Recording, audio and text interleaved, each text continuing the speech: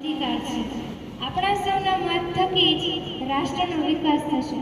આપણા સૌના મત થકી જ શ્રેષ્ઠ અને સારી સરકાર બનશે। જન જન જાગે, ચૂંટણી ઢોલ વાગે। ચૂંટણી આવે છે ત્યારે આપ સૌને મારી કરબદ્ધ અપીલ છે કે આપ સૌ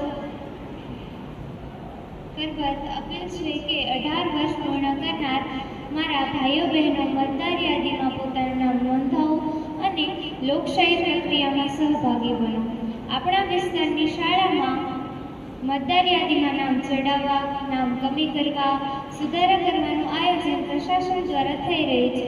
ત્યારે આપણે સૌ જાગૃત બનીએ અને ભાગીદાર બનીએ। આપણો મત કિંમતી છે।